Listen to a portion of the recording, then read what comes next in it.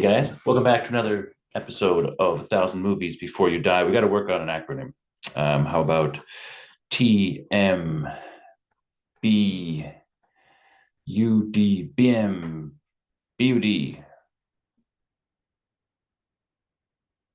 TM 1,000 Movies, TM Bud. Welcome back to TM Bud, 1,000 Bud. Let's go with that for now. Welcome back to 1,000 Movies Before You Die, or as we like to call it here, at least I do. I'm sure Nathan will not agree with this, but we like to call it, what I say, 1,000 Bud. 1,000 Bud. Yeah, that just rolls off the tongue. Anyway, welcome back. If you stuck around through that bit of shenanigans to find out what amazing movie we're doing this time, I want to do sort of a modern day, olden day, modern school, old school comparison. I just watched 1947's Nightmare Alley, starring the amazing Tyrone Power. Also, we've got Joan Blondell in it. Tyrone Power is Stanley Carlisle, also known as the Great Stanton. This is a really, really sort of dark film.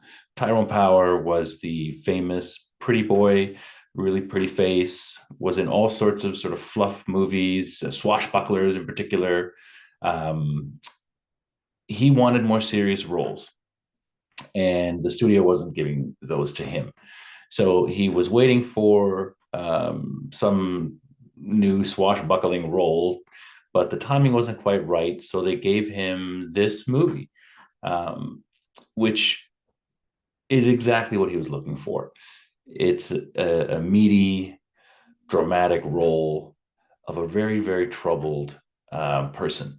The story is about a young man who stumbles, I guess, sort of wanders into a carnival, and he's employed by the carnival, and he's sort of, I don't know what he's doing. He's doing sort of lowly jobs at the carnival, but he loves the carnival life. He was an orphan. His parents abandoned him. He was raised by, I guess, a strict sort of Christian orphanage, and he's drawn to the carnival life. He says how he loves it.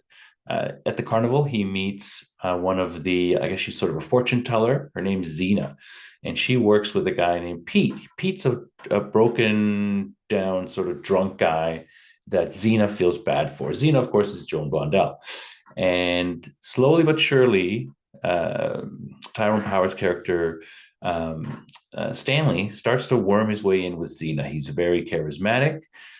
He's very attractive, and he learns that they have this system that they use, which is how she reads the minds of the sort of the people who go to the carnival.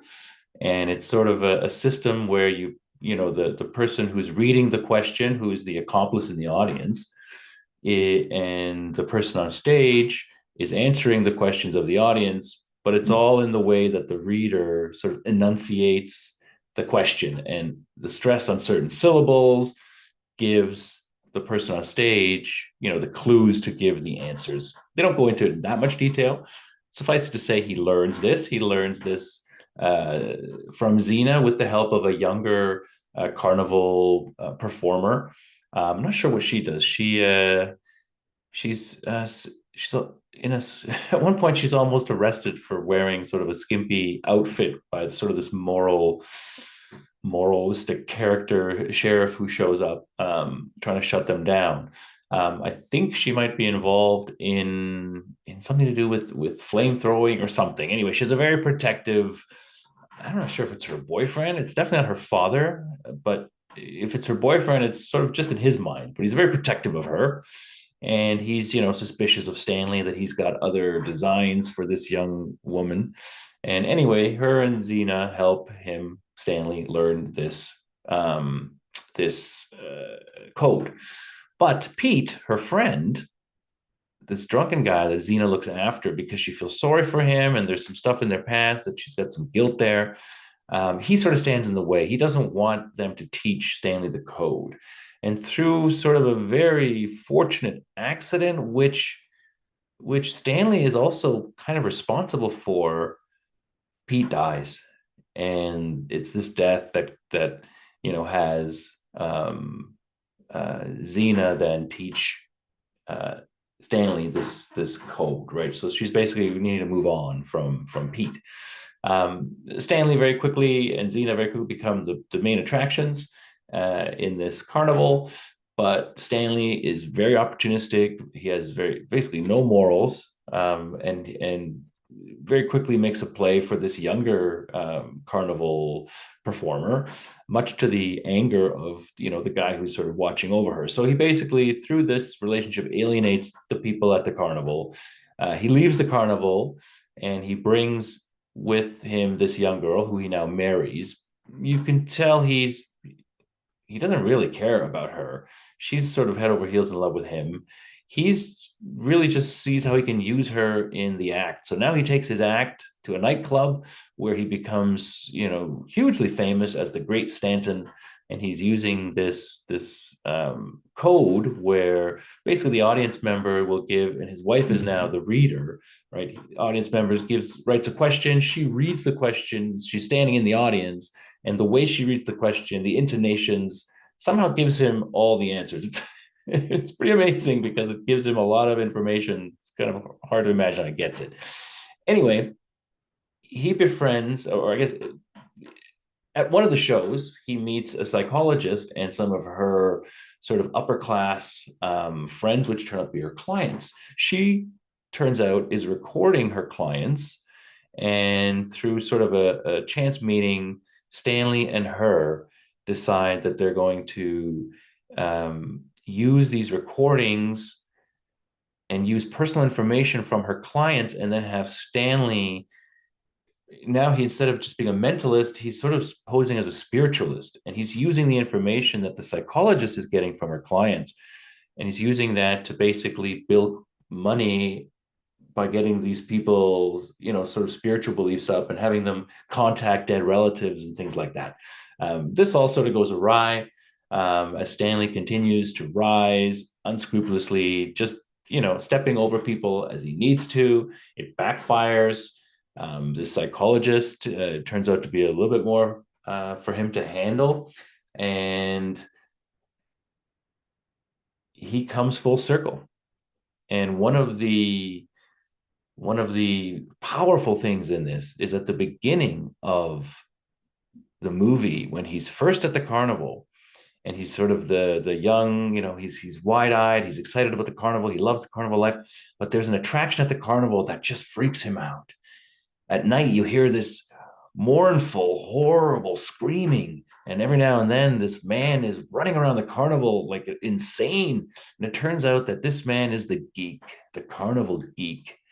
And the geek figure is big in this movie, although he doesn't have much screen time. In Stanley's mind, Stanley's very curious. How does a man become a geek? Basically, the geek just works for alcohol, a bottle of alcohol and a dry place to sleep it off. What does he do? He bites the necks off of chickens. He bites the heads off of chickens. He basically acts like an insane person, doing all sorts of over the top things just for his bottle of booze. And Stanley sees this as just utterly pathetic, often asking, how does this happen? And then here we are at the end of the movie. Stanley, through his arrogance, through his really not just complete lack of empathy, right? Just stepping on everybody, taking everything to the next level, just being extremely cynical.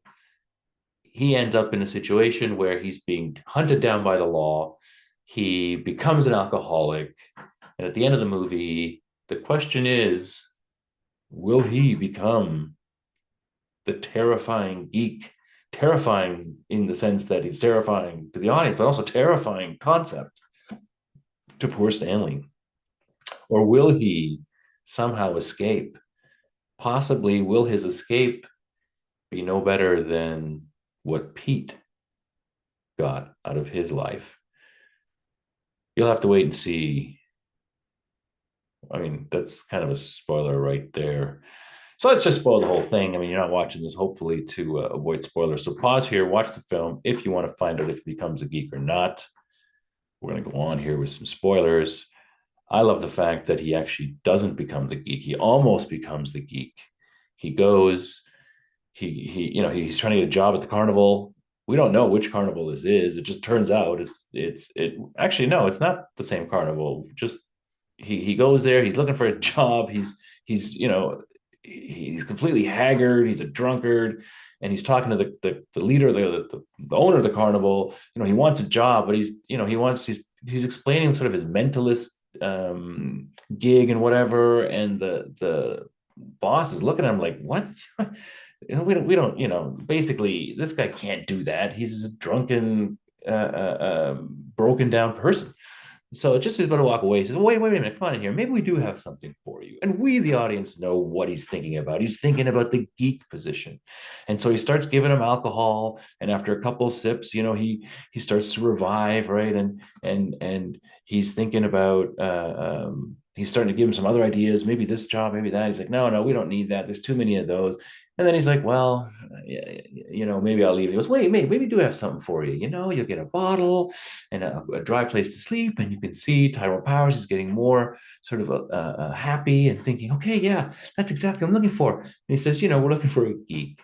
And you just see him just, oh my God. And then he basically says, something along the lines of, I was born to be the geek. And, that night, as he also freaks out and is running around, just like at the beginning of the movie, we saw that geek doing.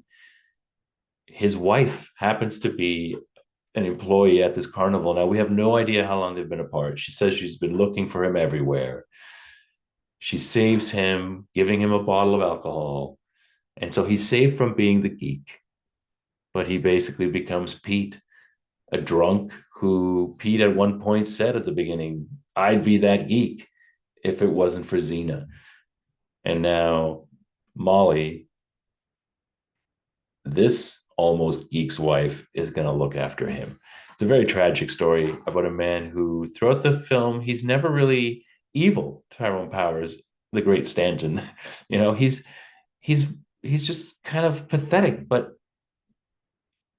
he's definitely a jerk. He's using people. I mean, there's one scene where his wife is, he's like, yes, I'll bring you along, and she's so happy, and she's going on about how she's going to be this great wife and everything's going to be great, and he's just sort of looking off in the distance, thinking about this act he's going to do, and you can tell he doesn't care about her at all, and he just uses people. No, he didn't kill Pete. He accidentally gives him, the wrong bottle, but he doesn't tell anybody about it, and he's more than happy to benefit from it. And so that's sort of murky at best. And and then it, but then it's all kind of explained because he was an orphan, and things went badly for him in the orphanage, and in the orphanage he learned how to be deceitful and pretend that he was finding God and Jesus, and then the fathers there and the nuns, then they treated him well, so he learned that he needed to con people and lie. So he's a very tragic character. He's a very tragic character. He's very, he's almost like a bit of a sociopath in that he just doesn't care who he steps on, and maybe the movie would have been more powerful if he actually became the geek and wasn't saved at the end by Molly. I'm looking forward to the new one with I know what's his name, Bradley Cooper, I believe, is in it. There's some other great stars in it that I know the woman from Heredity is in it. There's a much bigger female actress in it, star that I'm just escapes me now. Oh gosh, it's like a really famous name that is just anyway. When I do that video, I'm sure I'll have that name. Join us next time on Thousand M Bud. That's probably the last time you're going to hear that one. 1,000 movies before you die. 1,000 movies before you die. And we're not going to do that, are we? No. We're going to do join us next time on 1,000 movies before you die.